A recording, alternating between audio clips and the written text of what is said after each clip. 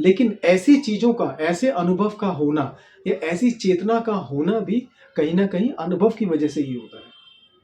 और अनुभव जो चेतना में होता है, जो चेतना के लेवल पे जो अनुभव होता है, दोनों की मानसिकता अलग-अलग है। दोनों का दुनिया को देखने का तरीका अलग-अलग है और दोनों का अपने एक्सपीरियंस को अपने अनुभव को अपनी बुद्धि में स्वीकार करने का तरीका भी अलग-अलग है। एक्सपीरियंस आपका रैशनल भी हो सकता है। आप क्या फ़ील कर रहे हैं इसके आधार पे आपका अनुभव अलग हो सकता है। आप क्या सोचते हैं इसके आधार पे आपका अनुभव अलग हो सकता है। एक्सपीरियंस होने के लिए, अनुभव होने के लिए भौतिक तत्वों से बने इस शरीर का होना बहुत ज़रूरी है, पहली चीज़। दूसरी चीज़, अनुभव आप कई तरीके से कह सकते हैं कि मुझे समाज में कुछ करना है, मुझे अपना नाम बढ़ाना है, ठीक है? वहाँ पे थोड़ा-सा आपका ईगो का आपका जो अहंकार है उसका भी थोड़ा-सा एक विस्तार होता है। हर महादेव, जय बजरंगबली। कहीं से एक सवाल आया कि विवेकवान व्यक्ति बनने के लिए या एक बुद्धिमान व्यक्ति बनने के लिए क्या अनुभव का होना ज़रूरी है?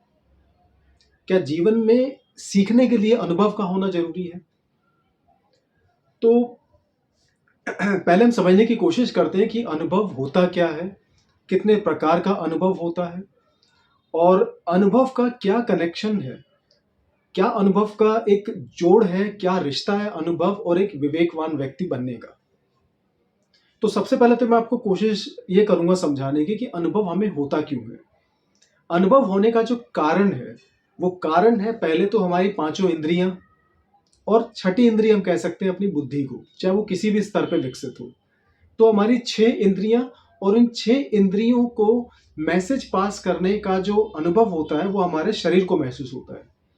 जो 6 की 6 इंद्रियां होती हैं, चाहे वो देखना हो, सूंघना हो, टच करना हो या आपका सुनना हो, कुछ भी हो, तो ये पांचों 6 इंद्रियों का जो अनुभव होता है वो कहाँ स्टोर होता है? हमारे शरीर में खासकर हमारी मेमोरी में।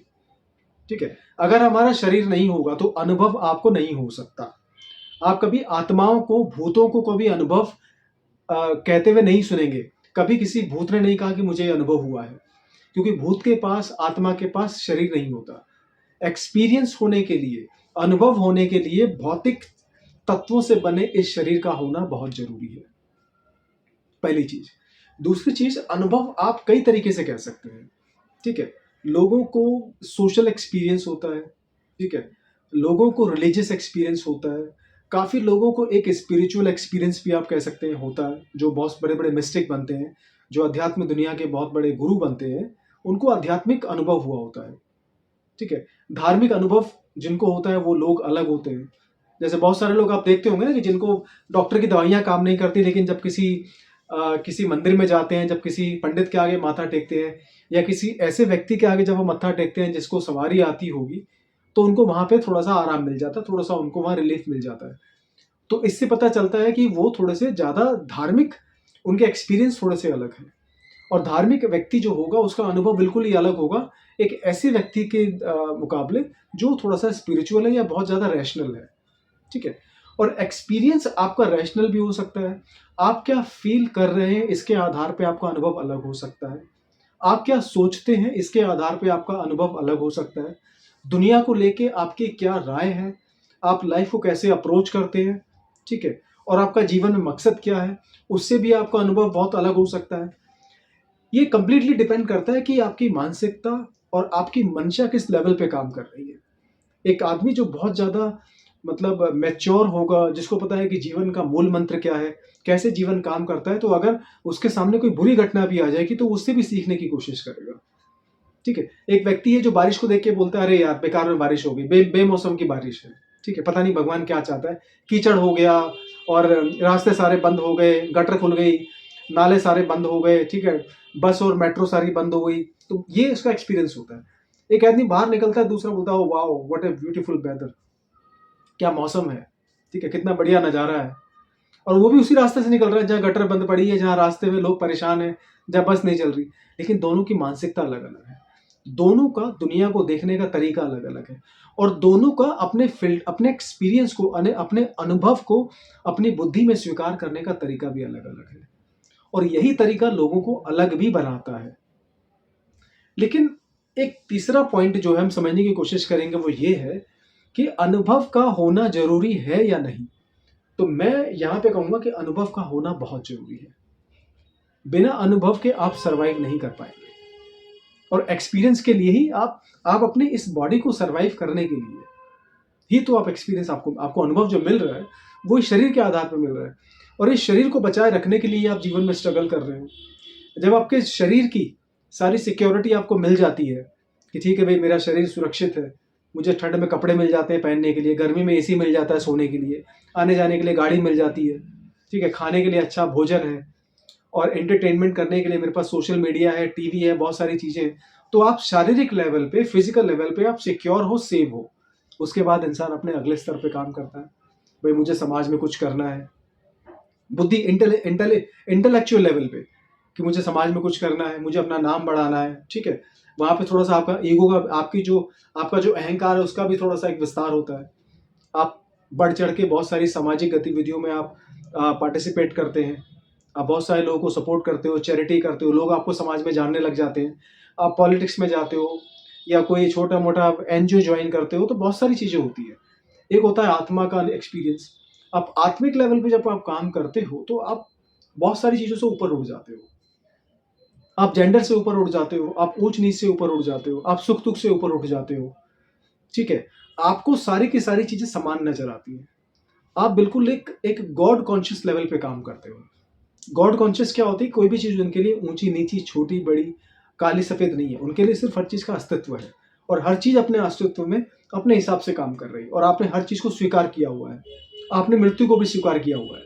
तो ऐसा व्यक्ति जब उस चेतना पे काम करता है तो उसके लिए सामाजिक लेवल पे देखने वाली चीज़ें बिल्कुल मायने नहीं रखती। लेकिन ऐसी चीज़ों का, ऐसे अनुभव का होना या ऐसी चेतना का होना भी कहीं न कहीं अनुभव की वजह से ही होता है। और अनुभव जो चेतना में होता है, जो चेतना के लेवल पे जो अनुभव होता है, उसका कोई भी डायमेंशन नहीं होता। वो कहीं से भी आ सकता है, उसकी कोई उम्र नहीं होती, ठीक है? उसका कोई स्रोत भी नहीं होता। बहुत सारे लोग ऐसे होते हैं जिनको बार-बार मौके मिले होते हैं लाइफ के अंदर अपने जीवन को एक सही दिशा देने के लिए, लेकिन वो मौके चूक जाते हैं, उनको नहीं समझ आता। बहुत सारे लोग ऐसे हैं जिनके सामने हो सकते हैं बड़े-बड़े संत, बड़े-बड़े महापुरुष, बड़े-बड़े बुजुर्ग, जो गुरु होते हैं उनकी आँखों के आगे से निकल गए होंगे, उन्होंने नहीं पहचाना। लेकिन बहुत सारे ऐसे लोग भी होते हैं जो जीवन के छोटे-छोटे अनुभव से बहुत कुछ सीख जाते हैं। जगत गुरु आदि शंकराचार्य को 8 या 9 साल की उम्र में सारे वेदों का ज्ञान हो चुका था। हमारे यहाँ पे 8 या 9 साल का बच्चा भैया खेल रहा होता है वीडियो गेम्स वगैरह मोबाइल के ऊपर या टीवी के ऊपर। तो ऐसे होता है चेतना का असर। जब गौतम बुद्ध जब निकले थे अपने महल से, जब उन्होंने जाते देखा कि एक व्यक्ति पैदा होता है, गरीब होता है, उसका शरीर को तकलीफ देता है, बीमारियां होती, मर जाता है, तो उनको जीवन के ये जो कुछ पहलू नजर आए, उन्हीं से उनके जीवन में बहुत बड़ा क्रांति आई, बहुत बड़ा बदलाव आया, और एक नए धर्म की शुरुआत हुई जिसको हम बौद्ध धर्म के नाम से जानते हैं। तो चेतना के लेवल पे जो असर होता है, चेतना के स्तर पे जो अनुभव होता है, जो एक्सपीरियंस होता है, उसका स्रोत कुछ भी हो सकता है। और जीवन के किसी भी पहलू में, जीवन के किसी भी स्तर पे, जीवन के किसी भी मोड़ पे ये बदलाव आ सकता है, और इसका कोई भी सर पैर नहीं होता, इसका कोई भी मतलब आपको कोई सोर्स नजर नहीं आएगा। बहुत सारे लोग जो होते हैं ऐसे अनुभव को एक्सप्लेन भी नहीं कर पाते। आप किसी आध्यात्मिक गुरु से पूछोगे कि आपकी चेतना में बदलाव कैसे आया, कि आप तो बड़े आम व्यक्ति थे, भौतिक विलास की चीज़ों में आप तृप्त रहते थे, घूमते फिरते थे, सामाजिक जीवन जीते थे, आपका परिवार था, धर्म पत्नी थी, आप कैसे एकदम से साधु संत हो गए? तो बहुत ही कम ऐसे लोग होते हैं जो इस चीज़ को एक्सप्लेन कर पाते हैं, नहीं तो एक्सप्लेन नहीं कर पाते कि मेरे अंदर ये बदलाव कैसा आया। क्योंकि वो ये तो बता देंगे कि मैं वहाँ पे गया था, ऐसे हुआ था, वैसे हुआ था, और मेरी चेतना में कुछ बदलाव हुआ। वो ये भी बता देंगे, लेकिन वो अनुभव क्या था, बहुत सारे लोग शब्दों से इस चीज़ को नहीं बता पाएंगे। बहुत सारे जो गुरु हुए हैं वो शब्दों से इस बात को नहीं बता पाएंगे। उसके बाद क्या हुआ वो बता देंगे, उससे पहले वो क्या कर रहे थे ये बता देंगे, लेकिन एग्जैक्टली उस मोमेंट पे क्या घटित हो रहा था वो अनुभव वो नहीं एक्सप्लेन करते, खासकर शब्दों के द्वारा। तो ज्यादातर जो गुरु होते हैं वो चुप हो जाते हैं। और जैसे गौतम बुद्ध, ठीक है, वो चुप हो जाते थे, उनसे पूछता था कि परमात्मा क्या है, तो वो चुप हो जाते थे, ठीक है। तो परमात्मा को जो अनुभव जो मिला है परमात्मा की वजह से, उस अनुभव को ही एक्सप्लेन नहीं किया जा सकता, तो परमात्मा को कैसे एक्सप्लेन करेंगे? तो कुल मिला के जो अनुभव होते हैं वो जीवन में बहुत जरूरी है, और अनुभव का डायरेक्ट कनेक्शन जो है वो इंटेलिजेंस से है। अब विवेकवान व्यक्ति बनने, आप किसी व्यक्ति को इंटेलिजेंट बना सकते हो, आप किसी व्यक्ति को स्किल्ड बना सकते हो, आप किसी व्यक्ति को काबिल बना सकते हो, लेकिन विजडम, जिसे इंग्लिश में विजडम कहते हैं और जिसे हिंदी में विवेकवान व्यक्ति कहते हैं, वो कभी भी डेवलप नहीं की जा सकती। उसका कोई मेथड ही नहीं है। वो हमेशा प्रकृति से, भौतिकता से और अंदर से आने वाली जो आवाज होती है, जिसको आत्मिक अनुभव कहते हैं, ये इन चीजों से आती है। और ये किसके पास आती है, किसके पास नहीं आती, इसके बारे में कुछ नहीं कह सकते। थोड़ा बहुत इंसान को डायरेक्शन दे के, कहीं ना कहीं उसको मोटिवेट करके इस दिशा में लाया जा सकता है, लेकिन ये नहीं कह सकते कि आप सारे के सारे व्यक्ति जो आध्यात्मिक रास्ते पे निकले हुए हैं वो स्वामी विवेकानंद बनेंगे या रामकृष्ण परमहंस बनेंगे या परमहंस योगानंद बनेंगे, ठीक है, या सारे के सारे संत तुकाराम बन जाएंगे या स्वामी दयानंद सरस्वती बनेंगे। नहीं, ऐसा नहीं कहा जा सकता, क्योंकि सबका अनुभव अलग अलग है। और जिन लोगों के मैंने नाम लिए, ये तो अपने आप में वेदों के ज्ञाता थे। तो ऐसे व्यक्ति जब होते हैं तो होते तो अनुभव के आधार पे हैं, लेकिन विवेकवान बनना अलग चीज है। हर हर महादेव, जय बजरंग।